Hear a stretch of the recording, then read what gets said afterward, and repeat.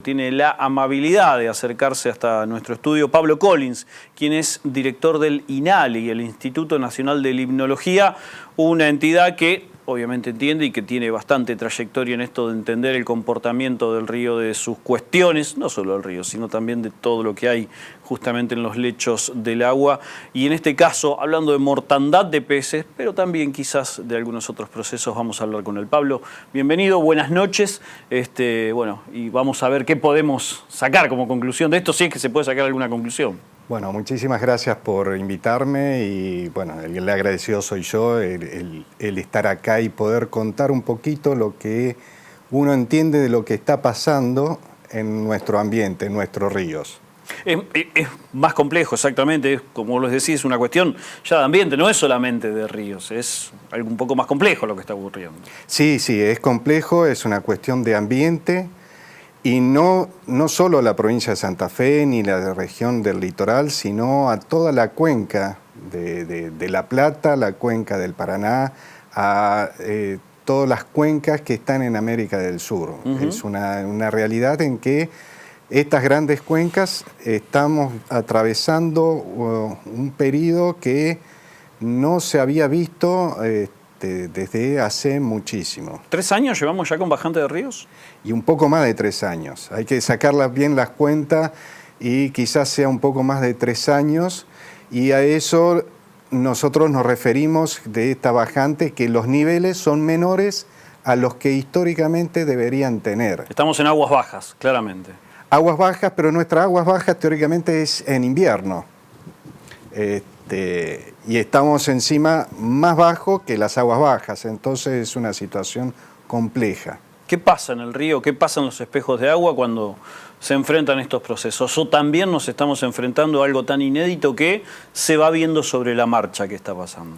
En la primera mitad del siglo pasado, en el siglo XX, la situación de las sequías era más común, vamos a llamarle de esa manera coloquialmente, porque habían sucedido varias sequías a lo largo de la primera mitad, hasta más o menos el 68, el 70, más o menos habían ocurrido varias sequías, no tan grandes como la que estamos sufriendo ahora, grande en el sentido de la extensión en el tiempo. Y después, a partir del 70, viene como un periodo de mayor humedad, un periodo de mayor cantidad de agua en nuestros ríos. Por eso hoy, o en estos últimos 3 años, nos llama la atención porque estamos cambiando de ese periodo húmedo quizás a un periodo seco, no lo sabemos. Tenemos que ver en los próximos años si esto se mantiene, si es recurrente o si es una situación anómala que el clima no lo está dando. Y en el interior del río, ¿qué es lo que pasa? ¿Cómo se comporta el lecho del río? ¿Cómo se comporta lo que hay dentro del río, que es un tesoro natural, claramente? El río tiene la bondad de poder disolver un montón de elementos que naturalmente existen. ¿Qué es lo que estaría pasando cuando no tenemos tanta agua? Concentración. Se nos concentran todos los solutos, todos los iones, cationes, todos los químicos que normalmente están en el agua se van concentrando. Sumado a que al tener menos espacio, los organismos están más concentrados y ellos siguen excretando, siguen generando heces y etcétera que van a parar a ese agua que está, o ese ambiente más pequeño, claro, más reducido, entonces genera más concentración de todos los elementos existentes en el agua. Al aumentar esas concentraciones, podemos tener o pueden dispararse varios procesos. Algunos que pueden ser tóxicos para los mismos organismos. Las heces, si no se transforman, tienen ciertos grados de toxicidad en los organismos, con potencial probabilidad de que generen algún problema en la biota, en los organismos que estén viviendo. Pero por otro lado, podemos tener que haya un aumento en concentraciones de nutrientes, justamente también porque hay más Eso heces. sería beneficioso. Beneficioso hasta por ahí nomás. Hasta por ahí nomás. ¿Por qué? Porque podemos generar que empiecen a crecer ciertas algas o ciertas bacterias naturales, las cianofisias, que tienen ciertas toxinas que pueden generar problemas a la salud, a las tomas de agua, a los organismos que viven en el ambiente, etc. Nosotros hemos escuchado el año pasado y en varias veces a lo largo de los momentos de verano, esas algas que generan, las cianofitas que generan toxinas, entonces generan un olor a gamesán, un olor fuerte. Sí. Bueno, esas son las algas que generan esos blooms algales y produce estas toxinas que pueden ser peligrosas para el hombre, para el ganado, para... Con un mínimo contacto. Puede ser depende de la especie, puede ser con mínimo contacto, o pueden ser también porque se ingiere, albañistas, claro. O contacto en la piel, depende ahí sí de cuáles son las especies que estarían vinculadas. Así que por ahí tenemos varias situaciones que pueden generar complicaciones al ambiente, en el cual está muy inestable, está muy vulnerable, porque no tiene la cantidad de agua suficiente. Y otro elemento que vos comentabas, esta cuestión de la mortandad, etcétera, es la concentración de oxígeno. Exacto. Es una de las causas que investiga hoy el Ministerio. Sí, es una... quizás está dentro de las primeras opciones, se puede decir. La primera opción es el primer apuntado. Se acaba el oxígeno con la poca cantidad de agua. Exacto. El oxígeno está en interrelación con la atmósfera o con las algas que producen ese oxígeno, pero también que lo consumen. Claro. Con el aumento de la temperatura, la tendencia del oxígeno es irse hacia la atmósfera. Por lo tanto, se va perdiendo del agua. Un día de 40 grados de calor con poca agua, es muy probable que el oxígeno se vaya. Es muy probable. A veces hago el ejemplo de cuando uno pone una olla a hervir y uno empieza a ver todas las burbujitas que van saliendo. Bueno, es así lo que va ocurriendo. Tan simple como ese proceso. Es así de ese proceso. Sumamos a eso de que si tenemos mucha materia orgánica, muchos organismos, algas, bacterias, etcétera, que están concentrados con la poca agua, concentrados, consumen ese oxígeno. Las algas lo proveen durante el día por el sol, pero durante la noche consumen. Durante todo el día lo consumen. Claro. Pero hay un balance positivo hacia el día, y a la noche el balance es negativo, generando potencialmente una anoxia en ese sistema, y al haber anoxia probablemente tenemos mortandad de organismos. No sé en qué instancia, no tengo idea del ciclo de nacimiento y de desarrollo de los peces, pero en esta época del año, es época de desove, es época de desarrollo, la verdad que no tengo idea. No sé si eso también se ve influido, supongo que sí, que el ciclo de reproducción en algunas especies debe verse influido. Naturalmente la reproducción ocurre cuando tenemos un evento, y sobre todo de las especies que nosotros vemos más conspicuas, que son las que migran, que son las que vamos a pescar o las que utilizamos más frecuentemente.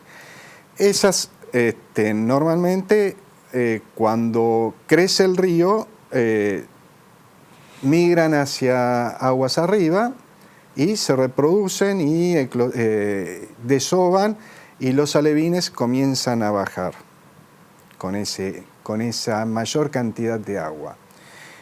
Y la parte de alimentación de esos alevines van a estar sucediendo en ese valle de inundación que estaría inundado, que hoy no lo tenemos. Hoy no está.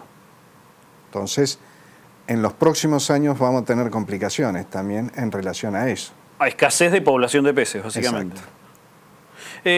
¿Cuál es la zona más complicada dentro de, no sé, cuál es el espejo de agua, si tiene alguno específicamente dentro de la zona el Instituto Nacional de Limnología, o estudia a todos por igual, pero ¿hay alguna zona más complicada que otra en este panorama que vos planteás? No podemos decir zonas más complicadas porque todo el sistema está afectado.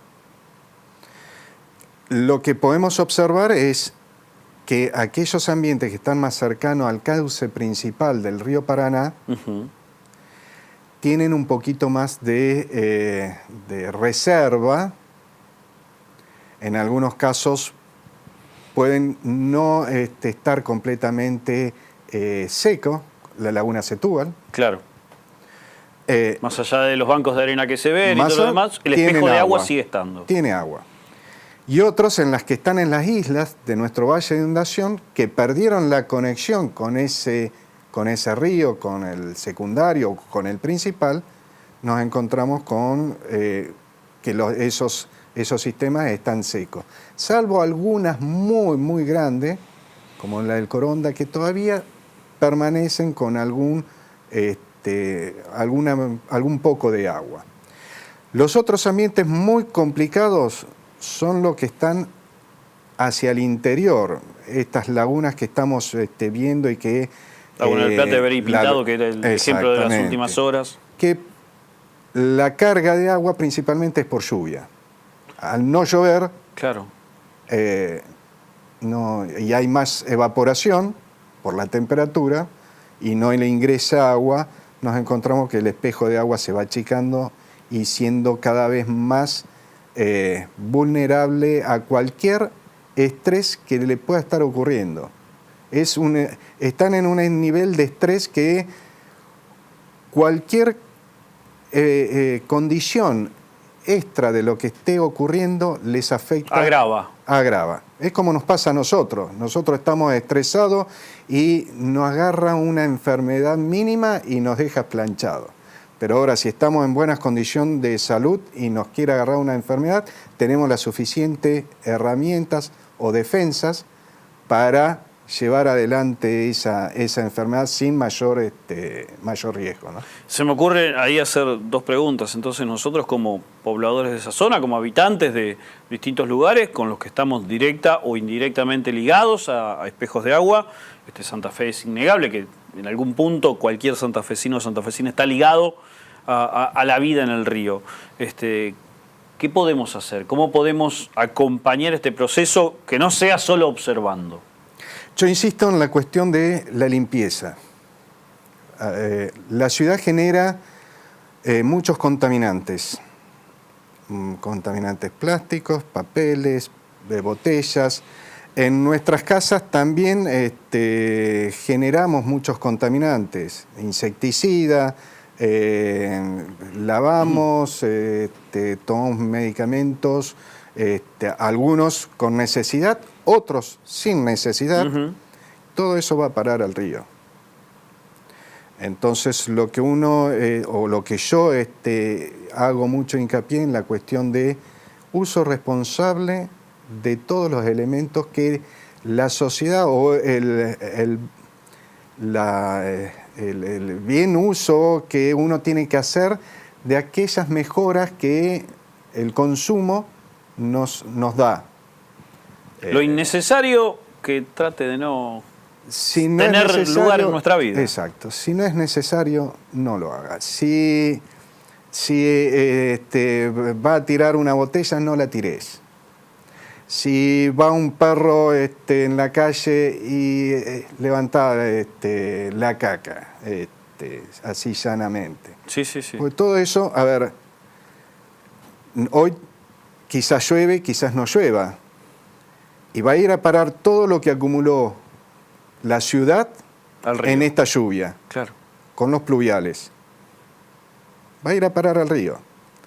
Y ese es un estrés más que le vamos a estar dando a todos los organismos que están en ese río. Y utilizando esa metáfora del ambiente estresado, ¿en qué nivel de estrés hoy está nuestro ambiente? Y hoy está alto, con esta sequía está altísimo. Imagínate que estaría en una situación hoy en que el río tendría que estar alto, entonces la temperatura no le estaría afectando, al contrario, le estaría haciendo muy bien porque aumenta todo el metabolismo, reproducción, crecimiento, mayor crecimiento, etcétera. Pero todo lo que es esa cuestión de reproducción, metabolismo, etcétera, lo puede disolver el río fácilmente. Con un mayor caudal, pero no mayor hoy. caudal. Hoy no lo tiene. ¿Hay algún pronóstico? No sé si el instituto se encarga de esto, pero si no apelo a tu condición de profesional, ¿cuál sería el pronóstico en estas situaciones, con estos elementos que acabamos de nombrar? Más de 3 años de bajante del río, con su correspondiente sequía alrededor, con un alto estrés. El pronóstico con estos elementos, a mí se me ocurre pensar como periodista y escucha lo que decís, que no está bueno el pronóstico, lo que se pueda llegar a venir. Pronóstico no hacemos pronósticos, no lo buscamos, es esa cuestión de pronóstico. Que lo que podemos entender con el tiempo es que va a ser, los próximos años va a ser compleja la situación. Se va a recuperar el río Paraná porque es muy noble, es un río de los más grandes del mundo, tiene una capacidad de recuperación muy grande. Pero vamos a sufrir las lesiones actuales. Vamos a sufrir lo que está ocurriendo. Los pescadores van a sufrir en los próximos años. Los pescadores artesanales o de subsistencia o aquel que vive de ese río, ¿no? No, vamos a sufrirlo dentro de 3, 4 años.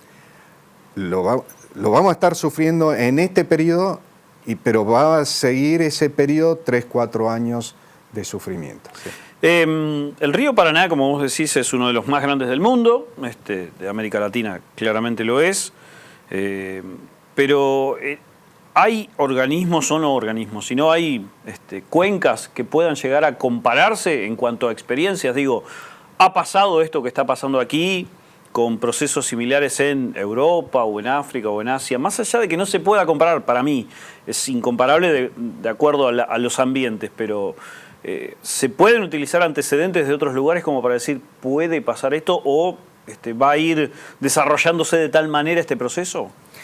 El río Paraná tiene características diferenciadas del resto de los ríos. Entre algunas de ellas, nace en ambientes cálidos y desemboca en ambientes fríos, que en los otros grandes ríos no sucede de esa manera. En general sucede que nacen en ambientes fríos y desembocan en ambientes cálidos. Entonces eso le da ciertas características diferenciadas. Por supuesto que uno empieza a tratar de comparar con otros ambientes de América del Sur, de Europa, de Asia, de África, de Australia, de América del Norte, y uno trata de ver las diferencias y las semejanzas como para poder entender un poco más los distintos procesos. Este proceso de sequía se ha vivido, como te decía hoy, en el Paraná se ha vivido en la primera mitad del siglo pasado. Hace más de 50 años, estamos hablando, hace mucho más. Hace más de 50 años, exacto. No con esta intensidad. Claro. Y después lo que se empieza a observar también, o observamos, algunos otros ríos que también han tenido esta situación de sequía. Lamentablemente no tan extensa. Entonces nos encontramos con muchos elementos que van a ser novedosos para tratar de interpretar cómo se recupera nuestro río después de este cimbronazo que el clima y nosotros como usuarios del río le estamos dando. Unas últimas preguntas que tienen que ver más que nada con algunas cuestiones que hablábamos fuera de cámara. Hay un mito que incluso lo hablábamos con otro profesional que estudia el espejo de agua en otro programa y que tiene que ver con el agua que llegó en las últimas horas y que es de la represa de Itaipú. Hay un mito, es, bueno, Itaipú retiene agua y a nosotros nos influye directamente. Puede ser que nos influya, pero ¿es tan mecánica la cuestión? Lo que hacen las represas es limitar o no hacer tan drásticos los picos, el de crecida o el de bajante. Entonces hoy lo estamos viendo, que por suerte está alargando un poco de agua y ese pico se va a ser un poco menos importante por un tiempito. Pero las represas no es que van a afectar intensamente el ciclo natural de las crecidas. No pueden sostener todo el agua, retener todo el agua durante todo el tiempo, entonces tienen que largarlas. Y después siguen produciendo energía y tienen que largar el agua para producir energía, aunque estén con bajos niveles de agua. Así que lo que hace es tratar de aminorar esos efectos de picos y de valles, ¿no? Lamentablemente en el Paraná o en esta situación son muchos años. Entonces hasta las grandes represas no tienen tanto volumen como para brindar mucho más cantidad de agua de lo que pueden estar dando. ¿Qué puede llegar a producir el fenómeno de la niña o el niño cuando se revierta esta situación? Se hablaba desde el Servicio Meteorológico, desde algunos otros entes, que en febrero, sin fecha cierta, podría cambiar la situación. ¿Podría empezar a ser el camino de revertir lo que estamos viviendo actualmente? Lo que uno espera en esto es que los niveles se vayan normalizando después de este evento de la niña y que el sistema empiece a recuperarse. ¿Qué quiero decir con esto del sistema que empieza a recuperarse? Que las especies se empiezan a encontrar, se empiezan a reproducir, las poblaciones se empiezan a dar un buen número como para que sustenten a las otras. Uno tiene que imaginarse que en el Paraná no es una especie aislada, y no, es una red en la que unos viven de otros porque tienen que alimentarse, porque claro, tienen que vivir, y además ocupan ciertos espacios. Entonces es una interrelación continua entre todos los componentes que están en ese ambiente acuático, desde minúsculos, que no los vemos, hasta los grandes... hasta el surubí gigante que vemos. Exacto, sí. Y eso es lo que uno dice, bueno, va a recuperarse el río porque va a haber fuentes de esas especies que van a poder repoblar lo que hoy está disminuido. Pero va a llevar tiempo. Va a llevar tiempo. Y nosotros tenemos que aportar. Tenemos que ayudarlos. Tenemos que ayudar a evitar generar un estrés mayor sobre esa. Ahí tenemos un papel importante. ¿Sí? Ahí tenemos un papel sumamente importante como habitantes, como humanidad en general. Como humanidad, un papel importante y de responsabilidad mayúscula. Justamente, a uno lo que dice lo que yo comentaba recién, limpieza. Bueno, eso es una cuestión de responsabilidad. Es muy simple. Y está hablando de la ciudad, pero también podemos hablar de las fábricas, podemos hablar claro, de las actividades agropecuarias. No es lo mismo el papel que puede llegar a tirar Pablo o Sergio que lo que pueden llegar a tirar los desechos de cualquier industria. Está bien, pero... Cada uno aporta. Cada uno aporta. Y Pablo o Sergio somos dos, y en Santa Fe hay 500.000 habitantes. Entonces, la sumatoria de esas pequeñas cositas a veces es lo que genera más... Un volumen mayor. Exacto. Pablo, te agradecemos muchísimo tu tiempo. No, por favor, gracias a ustedes por el interés en tratar de esto y en tratar de mejorar y poder discutir un poquito de lo que está ocurriendo en nuestros sistemas. Una última, te hago antes de despedirte. Las 500.000 personas que vivimos en el Santa Fe o en el Gran Santa Fe, y según tu evaluación con la interacción diaria que tenés con las personas, ¿cuánto estamos enterados de esto? si no te sentás vos a hablar en un medio masivo de comunicación o alguien te pregunta, ¿cuánto sabemos de esto realmente? Porque vivimos rodeados de ríos en Santa Fe. Vivimos rodeados del río. Lo que yo creo es que conocemos el río por ir a la costanera, por ir a pescar, por ir a la isla. Quizás no tenemos tanto conocimiento en cómo son los procesos que están ocurriendo, o nos vemos influenciados a veces por comentarios de otros lados, o búsqueda de información sin ningún tipo de filtro, y eso es lo que nos hace perder un poquito el rumbo.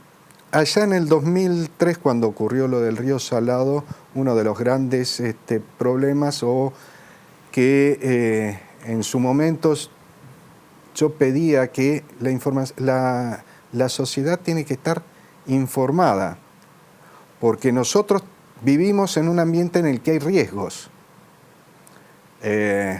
continuos. Cruzamos la calle, tenemos un riesgo. Claro.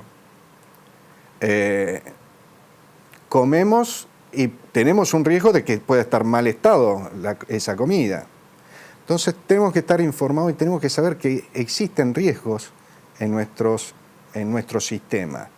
Y también existen riesgos cuando hablamos de nuestros ríos, en la cual tenemos que cuidar y también tenemos que